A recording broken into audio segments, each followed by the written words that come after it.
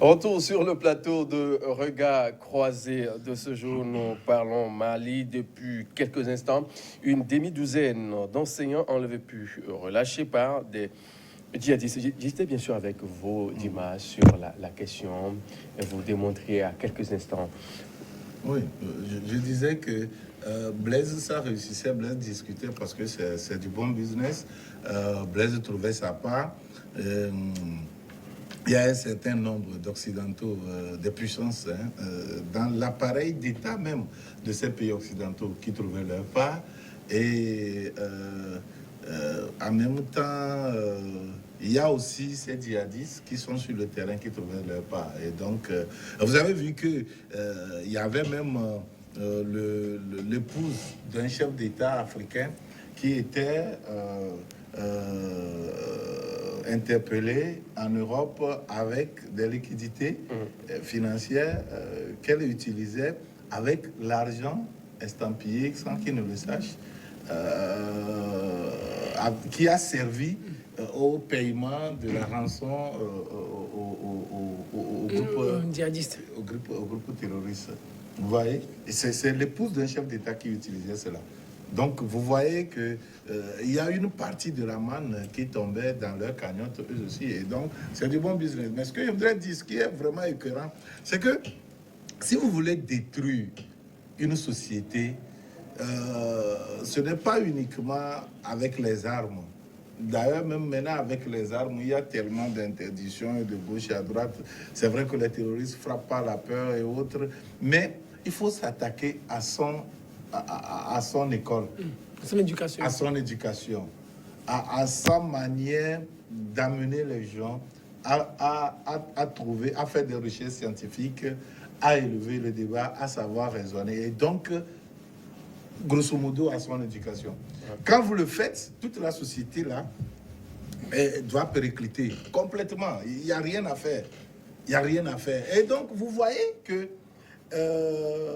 non seulement ils s'attaquent aux écoles pour jeter la peur dans le cœur des gens, pour les empêcher d'aller, pour pouvoir étudier, apprendre à raisonner, comment faire pour pouvoir sortir de l'ornière.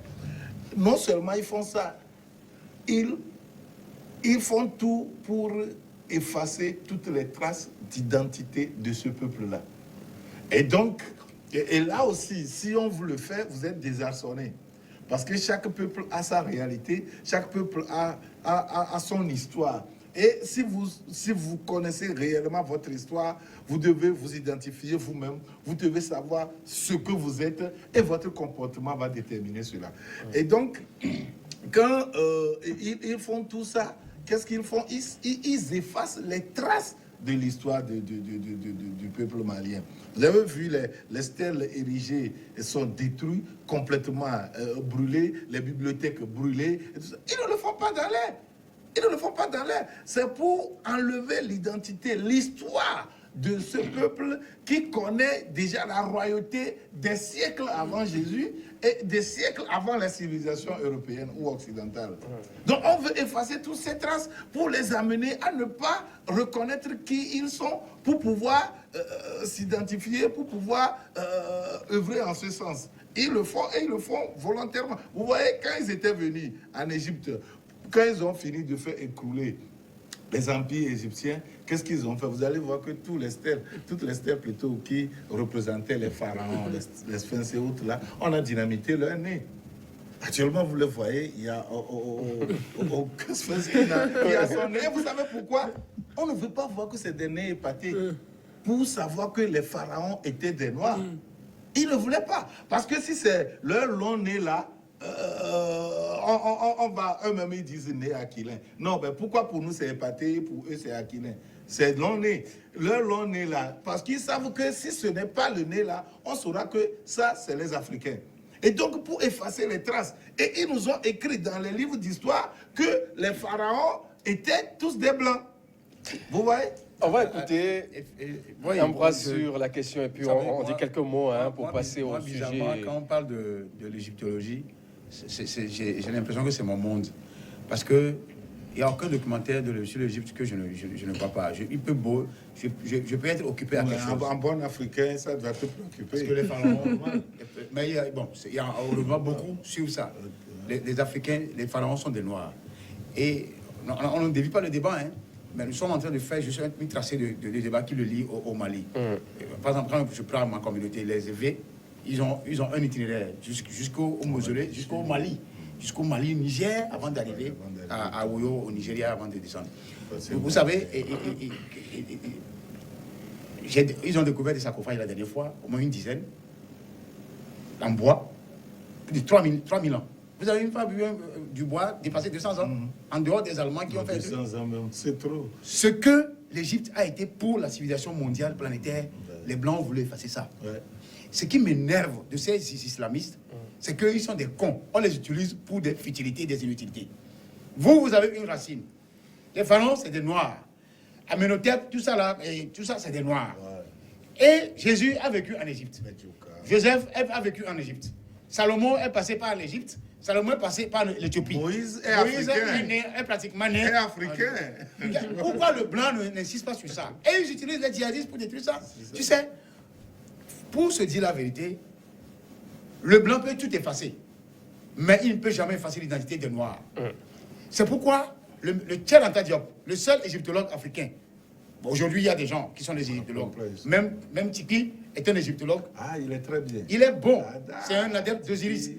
Et Tipi Achadam, c'est un excellent égyptologue, terrible égyptologue. Primus Genou. C'est un produit de Tchel Anta Diop. Pascal Adjamagbo. Oui, Primus Genou. Et même le professeur Donani qui est mort tout récemment, paix à son âme. Donc, ils ont fait des travaux ceux qui font des travaux sur l'égyptologie. Pour revenir au dossier malien, je crois que, je l'ai dit, comme Fimel l'a dit, qu'il y a de la responsabilité des chefs d'État. Je sais qu'il y a des chefs d'État qui sont conscients. Ils sont hyper conscients que la responsabilité est de leur. Mais le fourre-tout dans lequel on les a mis, l'Occident les a mis, s'ils déclenchent leur machine de retourner, on les saute. Non seulement on va les sauter, ça va se retourner contre eux. Parce que, quand je prends le cas du Niger, le gars du Niger, Kaboré est fatigué. Kaboré est fatigué des attentats tous les jours au Burkina. C'est-à-dire qu'il est décontenancé, il est dépassé. Mais qu'est-ce qu'il peut faire? Rien. Il ne peut rien faire. Quand vous suivez, pas grand-chose. Quand vous suivez le cas malien, le président lui-même, il a fait une sortie diplomatique la dernière fois, qui a quitté le champ diplomatique un peu. Vous comprenez qu'il est fatigué. D'un pays où des Blancs amènent des djihadistes, moi je les appelle ainsi, pour occuper le nord du Mali, le centre du Mali, prendre de l'or et tout ce qu'ils veulent. Et maintenant, ils ne veulent pas que l'armée malienne aille jusqu'au centre et au nord. Comment on peut comprendre ça? C'est pour vous dire que nous ne tirons pas à boulet rouge sur les dirigeants français pour de rien. Les faits sont têtus, les faits sont là. Quand nous restons dans le factuel, je vous dis que les Africains doivent se lever comme un seul homme pour boucher les méchants là de ce territoire. Parce que j'appelle méchants parce qu'ils nous disent qu'ils nous offrent des fonds de développement avec des histoires, des trucs là. Alors que nous-mêmes, on se suffit, hein. Nos ressources nous suffisent. Merci beaucoup, Ambroise. On va passer. Non, je vais ajouter quelque chose.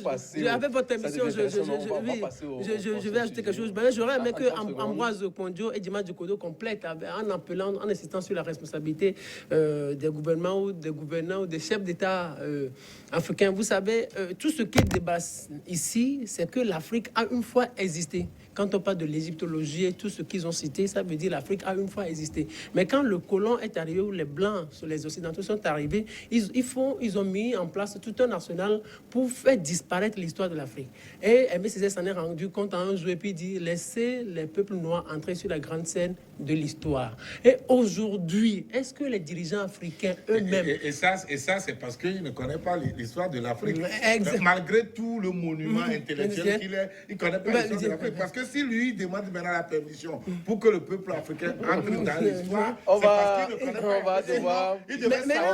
devoir passer au second sujet. Mais voilà, maintenant il faut que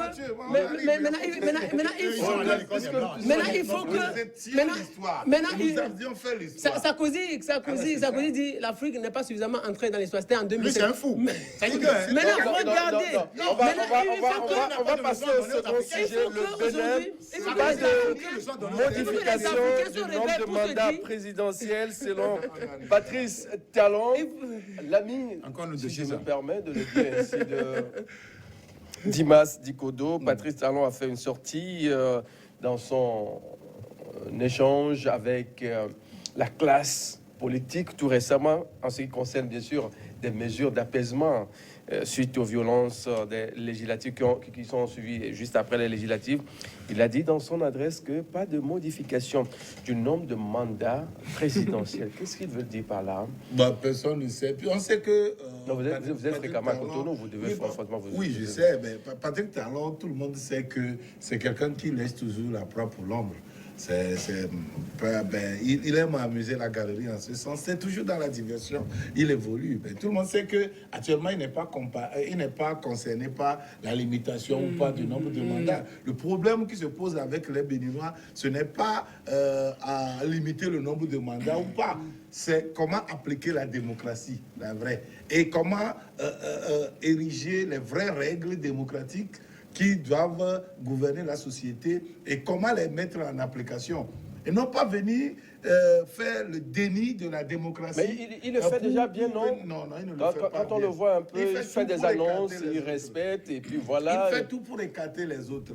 Il fait tout pour que lui seul, il applique sa démocratie à lui, comme lui, il le veut. Ce n'est pas ça la démocratie. Tu ne peux pas venir imposer des moyens colossaux sachant pertinemment que des gens n'ont pas ces moyens, fais tout pour les écarter, faire un dialogue uniquement avec des gens de ta propre sensibilité et dire que, voilà, on pratique la démocratie. Non, il y a un certain nombre de règles démocratiques qui sont remises en cause au Bénin. Et c'est inadmissible. Et donc, Patrick Talon fait dans le déni de la démocratie pour enfumer les gens avec certaines déclarations soi-disant on ne va pas limiter les mandats, on ne veut pas faire ceci et cela. Mais ce n'est pas ça qui concerne les Béninois. Les Béninois en ont à cœur. Ils n'ont rien à cirer avec limitation de mandat ou pas. Puisque ce n'est pas là la question. Talon a fait le premier mandat, il peut se présenter au second mandat. Ça, c'est lui-même qui va choisir ou pas, ou bien c'est son parti qui va, ceux qui vont le positionner, qui vont le faire ou pas. Mais c'est lui-même qui a fait la promesse qu'il va faire seulement un seul mandat. Personne ne l'y a obligé. Personne ne l'y a obligé à le faire. Mais maintenant, s'il veut respecter, tout le monde sait que la parole politique, les promesses politiques ne lient que ceux qui les croient. Et donc, s'il veut respecter, il n'a qu'à respecter. Sinon, aucune règle démocratique ne l'interdit. Du moins, c'est au niveau de la Constitution, il ne lui est pas interdit de postuler à un second mandat. Maintenant, s'il veut le faire, il devait le faire de façon à ce que le jeu soit ouvert. Le jeu soit ouvert et sincère. Et de ne pas tout faire pour écarter les autres, empêcher les autres. Il met les poids lourds. Tous ceux qui peuvent être des poids lourds, il les met hors circuit et lui seul, il prend le débat. Ambroise Kondjo, on a vu quand même certaines têtes de l'opposition qui étaient à cette rencontre. On voit certains de FCB, de l'ancien président, Dr Thomas Boni-Yahi, qui était là. Et il ne fait rien quand même de maladroit, si on peut se permettre de le dire. Il y a la classe politique de son bord qui est là, il y a l'opposition qui est là, il y a les parlementaires qui étaient également de la partie. Oui, je crois que dans ce pays, Patrice Talon en fait de trop, il a poussé le bouchon trop loin et il est en train de se racheter. Quand vous lisez bien les actes qu'il est en train de poser, il est en train de se racheter pour éviter un drame après son départ. Le drame dont je parle, c'est des inculpations tous azimuts qui peuvent arriver au vu de des saignements financiers liés à ces entreprises. Parce qu'il a tellement d'entreprises, il en fait c'est-à-dire qu'il en accumule pour le compte de ces entreprises, au détriment des intérêts démocratiques du peuple. Vous savez, ce qu'il a foutu dans moins de quelques semaines au Bénin lui vaut le titre de surnom d'un dictateur. Parce que je suivais une émission sur une radio étrangère, internationale, où les Nigériens estiment aujourd'hui qu'ils sont les modèles de démocratie. Quand j'ai entendu ça, j'ai ri. Je peux les comprendre. Et ils auraient raison. Puisque Patrick a plombé le cas béninois. C'est le Bénin qui était le modèle depuis 90. Le Bénin, c'est le premier à réussir la conférence nationale. Le Bénin a vu le président, un militaire, a quitté tranquillement le pouvoir et de revenir avant de partir pour mourir par après de sa propre mort. Ce qu'on n'a pas vu ailleurs, c'est rare. Même si aujourd'hui, en Espagne, Franco est en train d'être, comment on appelle, exhumé. Ça, c'est aussi une autre histoire. C'est pour vous dire quand même que Patrice Talon est en train de faire un mea culpa politique. Il faut lire ça. Ceux qui sont des politiques, hautement politiques, ils vont comprendre l'acte. Pourquoi il le fait? Parce qu'il a créé des grabuges dans moins de 2 mois là. Il a créé des ennemis. Il s'est créé. Son premier ennemi, c'est le peuple béninois. Il peut beau mettre son argent au profit de la corruption pour corrompre des gens, en ramener. Il a compris que l'élection législative qu'il a organisée, c'est du faux. Et c'est du faux fouillant qu'il a organisé. Donc il faut revenir à la case. Maintenant, comment revenir à cette case-là? C'est là où se pose le problème actuellement pour Patrice Talon. Il a beau brandir les arguties juridico-politiques à travers les présidents de la Cour constitutionnelle, comment vous l'appelez, Joseph Djokbenou, et autres, même notre cher ami Topanou, tout ça là. Mais Patrice Talon est dans un trou. Maintenant, il est en train de quitter le trou, sauf qu'il ne sait pas que le bout du tunnel là est fermé. C'est comme un rat et un nageant. Le rat rentre, il oublie que dans son propre trou, il y avait déjà un autre locataire. De sortir maintenant, il ne fait que sortir par la queue. Alors qu'on ne sort pas par la queue habituellement. C'est le problème que Patrice Talon a aujourd'hui. Ce qui veut dire aujourd'hui qu'il doit carrément faire un mea culpa public au peuple béninois. Réorganiser les élections législatives, remettre les tests à leur place comme il était avant. Est-ce que c'est possible tout ça là? C'est possible, c'est une question de volonté. Je pense que ça va lui être un peu difficile. La politique ne dit pas que c'est possible, mais en le faisant, il gagne encore des points. On va écouter Firmin Tekouago sur la question. Moi, tout ça là me fait rire. La semaine passée, ça fait déjà quelques semaines que je soulève ces points-là en disant que les peuples africains se trompent, ou les peuples, dans leur majorité, se trompent depuis bien des années. Les gens ne me croient pas. Moi, Firmin Tekouago, même si vous n'êtes pas d'accord. Je suis journaliste. On va l'écouter. On va permettre. Permettez, vous donnez votre point de vue. Permettez que je donne mon point de vue, j'analyse. On va permettre à Firmin Tekouago d'aller au bout. Moi, je n'ai jamais parlé au nom de peuple. J'ai dit, Ambroise Pondio, quand vous parlez, je vous ai laissé parler. Alors, permettez que moi aussi, je m'exprime. Vous parlez, je pense que vous êtes un grand défenseur de la démocratie, mais vous êtes loin d'être démocrate. Parce que vous n'avez pas laissé votre interlocuteur parler. Il s'occupe de moi. Alors, il faut que je m'occupe de vous. Alors, on va... Non, mais... Oui, regardez par exemple. Moi, je suis en train de rire parce que je suis en train de sourire parce que j'ai l'impression que le peuple béninois ne mérite que... C'est trompé de personne ou bien... Ne mérite ce qui lui arrive. Ce sont eux-mêmes qui ont choisi Patrice Talon. Ce sont eux qui ont choisi Patrice Talon. Ils se sont dit, c'est le meilleur. Et ils sont en train de... Ils n'ont pas choisi celui qui devait venir remettre en cause les règles. Voilà, regardez, c'est là où ils se trompent.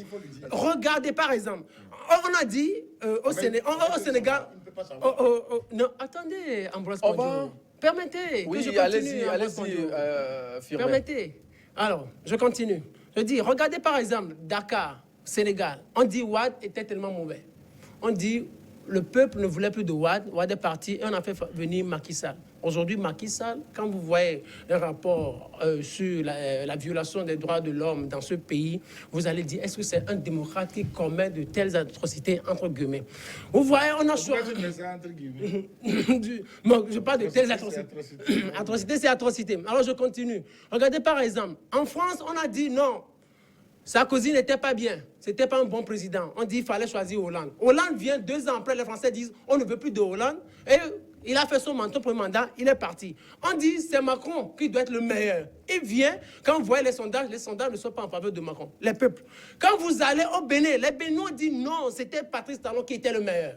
Et à peine 1 an, 2 ans après, on dit Talon, il n'est plus ce qu'on pensait de lui. Regardez, dans tout ça, là, qu'est-ce qu'il faut dire? Il faut juste conclure, à mon sens, que les peuples se trompent. Surtout par rapport à la démocratie, les peuples se trompent. Alors, c'est là où on doit reposer les fondements de la démocratie. S'il faut dire la démocratie, c'est le gouvernement du peuple, par le peuple et pour le peuple, où il faut donner la possibilité au peuple de s'expliquer chaque fois, je pense qu'il y a problème. Parce que j'ai compris, on est en train de comprendre que soit le peuple manque d'une certaine... C'est une philosophie générale. On va l'écouter. Restons au Bénin. Oui, et donc, c'est ça.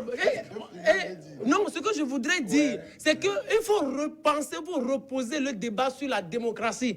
Parce que, regardez ce que Talon a foutu en un laps de temps. Il a remis à zéro tous les efforts que les chefs, ses prédécesseurs, ont fait au Bénin.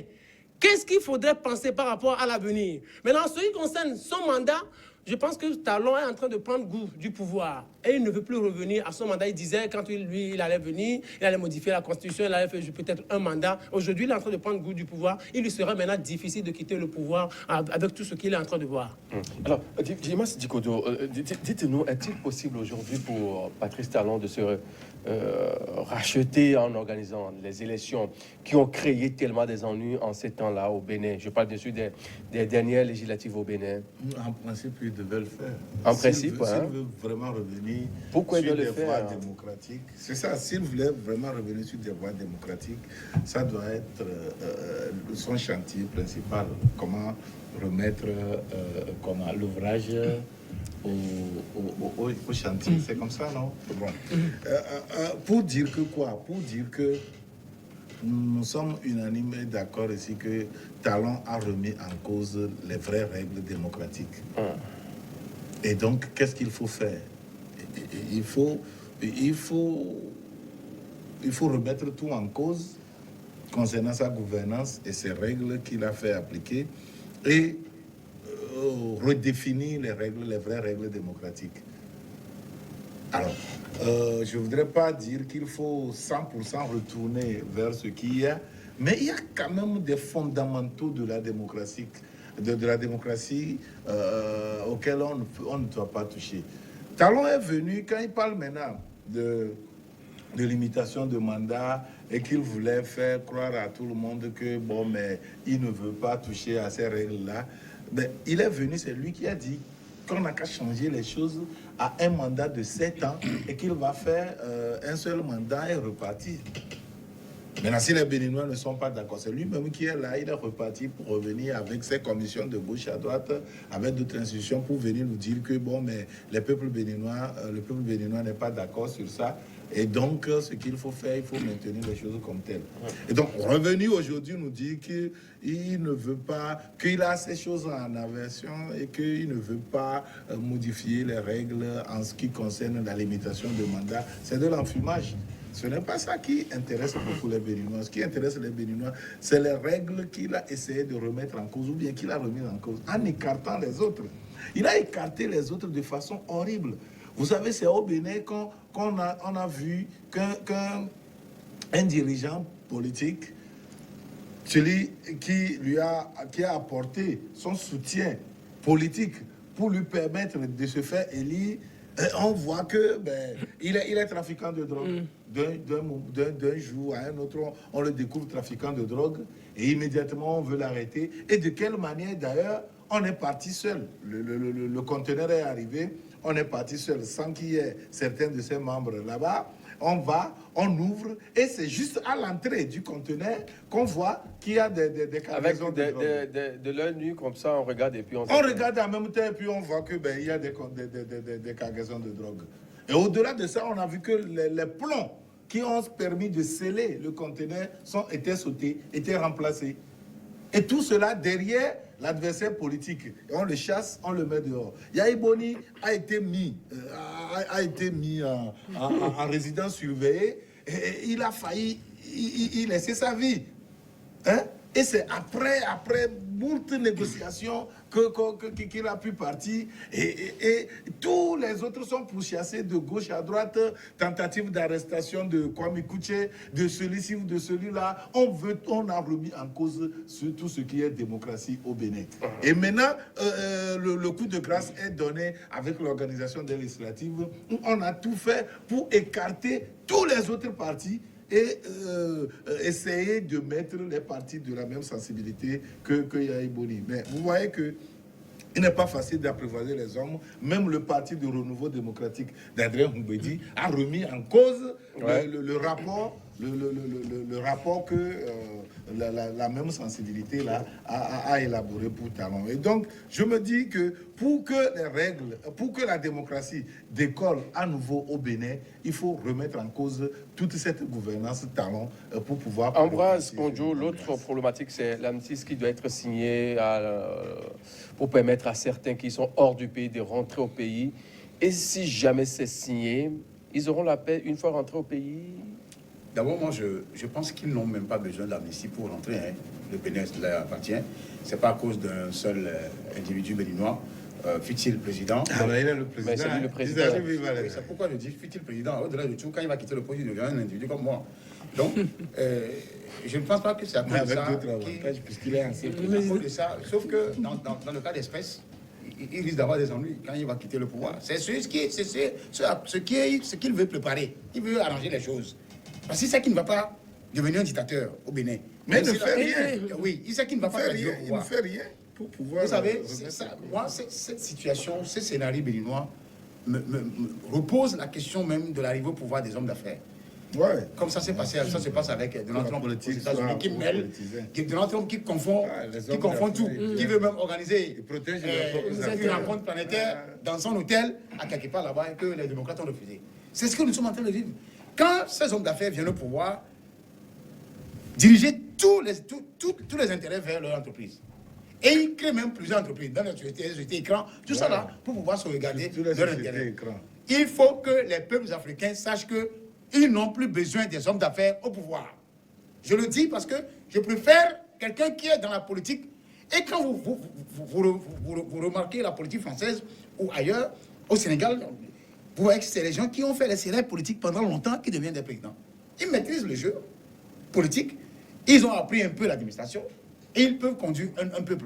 Un homme d'affaires qui, comme par la suite, boue et que les peuples ne comprennent pas, quand il arrive... On va marquer la pause info.